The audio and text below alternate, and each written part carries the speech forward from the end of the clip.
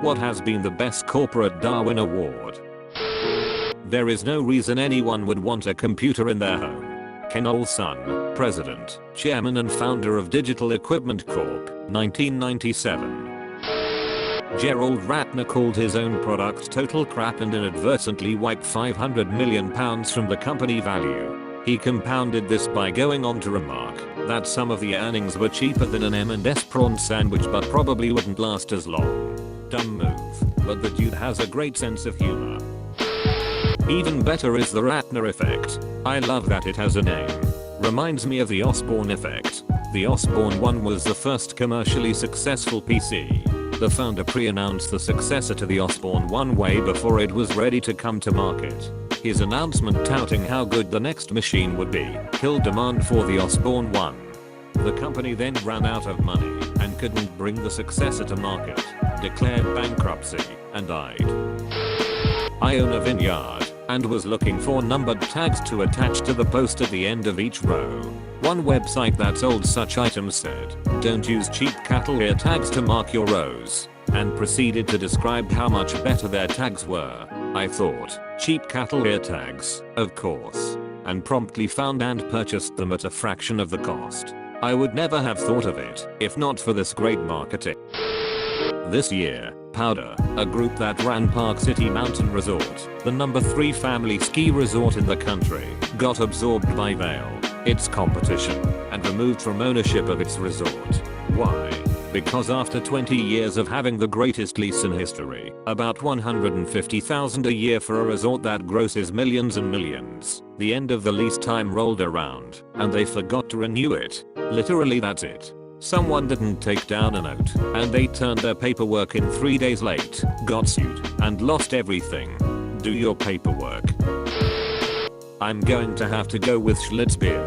Schlitz decided to use another beer stabilizer instead, one that would be filtered out of the final product and thus would not have to be listed among the ingredients. Unfortunately, what Schlitz's brewing technicians did not know was that the new anti-haze agent, called ChillGuard, would react in the bottles and cans with the foam stabilizer they also used to cause protein to settle out. At its best, this protein looked like tiny white flakes floating in the beer, and at its worst it looked like mucus, or snot as one observer bluntly called it. For months Schlitz kept quiet about the problem, with Oil Line arguing that the haze was not actually physically harmful to drinkers, and in any case not much of the beer would be kept at temperatures at which the haze would form. However, drinkers did complain, sales began to drop, and Schlitz had to make a secret recall of 10 million bottles of beer, costing it $1.4 million. They actually responded to this with, "Drink it faster." I nominate the well-known 1970s diet candy Aids. They were a dominant force in the diet market until the early 80s, when Aids hit the mainstream. The story is that they had an urgent meeting about it, and the CEO decided that it would be foolish to waste all the positive brand identity they had built up over the years. No one would confuse appetite-suppressing candy with the disease ravaging homosexual communities across the country. The decision was to advertise more aggressively. Head over to YouTube and enjoy their ads. Want to lose weight?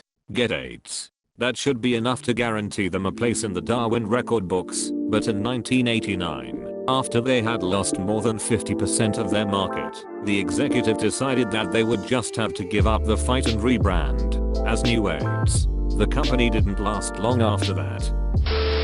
Just forfeit spending a fortune on a Super Bowl ad that featured 4 white poachers in a Humvee chasing a black guy, which culminated in a visceral scream at having to wear the company's product. After the backlash, the company was forced to file for bankruptcy a few months later. Segway. I know this company still exists, but bear with me. I remember before the Segway was unveiled, it was billed by its creator, Dean Kamen, as a product that would revolutionize the way cities are built. This quote sticks in my head after all these years. It was also quoted as being as big a deal as a PC, and possibly more important than the internet. But the product and company would prove to be a major disaster.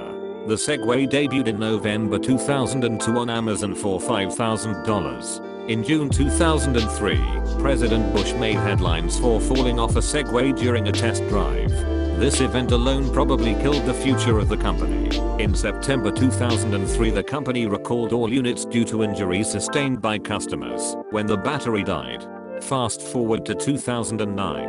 Segway is acquired by UK businessman James Hazelden. In a literal Darwin Award moment, Hazelden dies when he rides his Segway over a 30-foot cliff and falls into the river below. Today, as we know, the Segway lives on in a world of underachievement, the fodder of mall cops and tourism packages, not revolutionizing anything. It did, however, appear on an episode of Duck Dynasty. Peanut Corporation of America found salmonella in their products. The owner covered it up and told them to just ship it. Infected and killed scores of people. The company went bankrupt almost immediately after it was traced back to them, and the owners were charged and prosecuted. This is the winner, I think.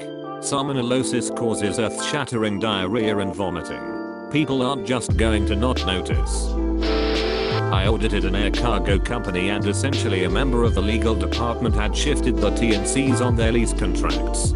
Basically, they rearranged the terms, and in the process of copy-pasting the information, they unintentionally cut the part out which pushed all the normal flying expenses back onto the client. Fuel, landing fees, all the stuff a normal air cargo contract would come with. The contract was for their biggest client, and for a while the client signed the papers and paid as they normally have, until the client got all new management. The new management at the client reviewed all contract terms and found they no longer had to pay these expenses they previously were. So, they didn't. For 2 years. When the company I audited found receivables aged greater than 2 years, they began to flip out and demand payment. The customer basically said, "I have no obligation to pay, so we are not." The company I audited went back to the agreement where they pretty much said, "Oh crap. The receivable was not collectible," so they wrote it off, forcing them to take an enormous hit on their income statement, which in turn caused them to break a debt covenant, and all their long-term debt became current. Boom. Dead in the water, all due to a copy and paste error. TLDR company went bankrupt because lawyers can't copy paste. Enron for paying their executives idea bonuses before the ideas turned a profit. They paid one guy millions for inventing an online movie downloading service about 10 years before that was feasible. Ironically, the documentary is available on Netflix. It was the late 1990s, the middle of the tech boom in San Diego, one of the hearts of the tech boom. A small consulting company had about 100 programmers contracted out to about a dozen companies. The profits were huge. The company charged $200 an hour per person, paid the employee about $70 an hour, pocketed the rest. The only overhead was the small main office, a recruiter, an HR person, and an accountant to handle all of the money and small expenses. Then the company scored big. Microsoft HQ in Seattle wanted some of these people, contracting about a dozen of them to start. The profits were so huge the programmers were flown back to San Diego each weekend. The deal was still per hour, and Microsoft loved the people and asked them to work through weekends, saving the company the cost of airfare and bringing in a couple of extra $1 million.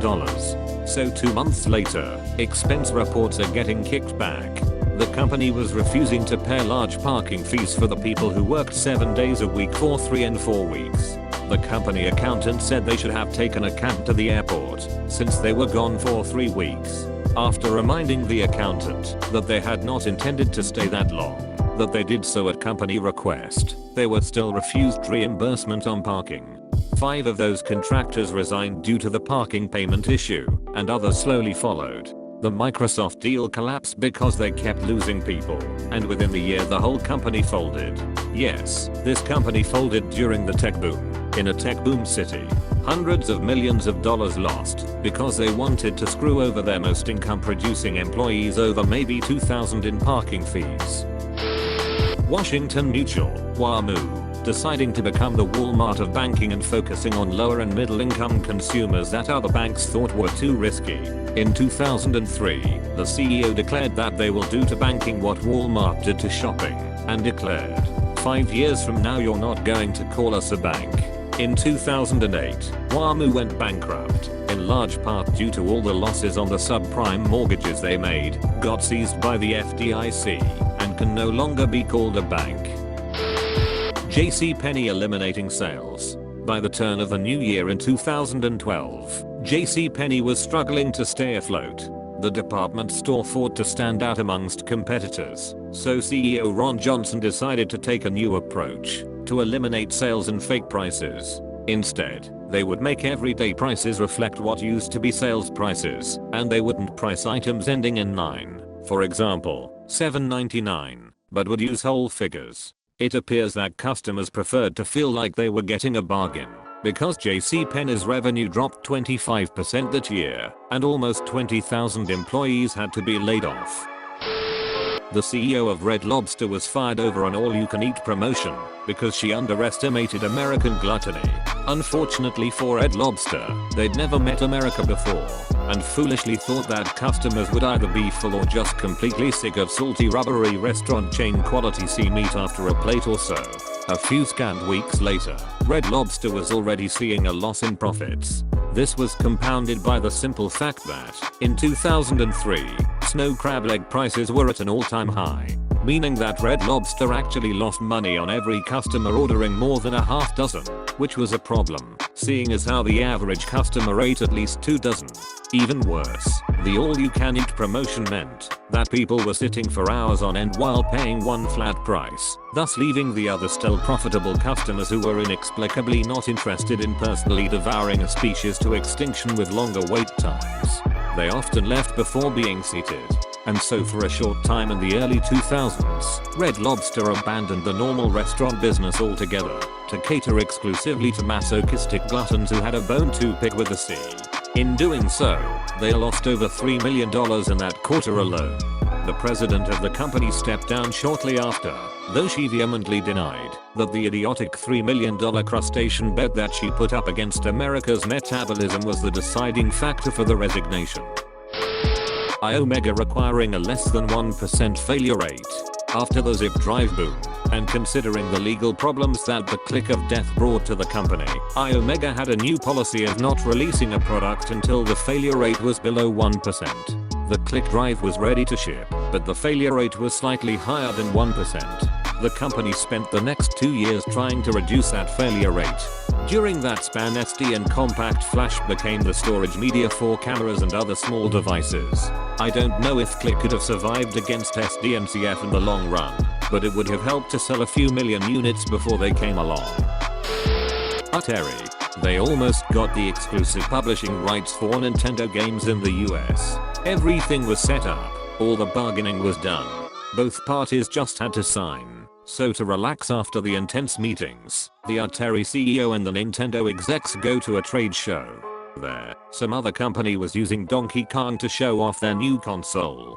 The Atari guy assumes for no reason that Nintendo is playing him for a fool, storms over to the Nintendo execs, and has a public temper tantrum cursing them out for stabbing Atari in the back. The execs tell him to screw himself and create Nintendo of America. Atari dies. Wow, you made it to the end. Thank you for watching, you precious little gem, and I hope you enjoyed it. Have a wonderful day, and as usual, remember to stay frosty.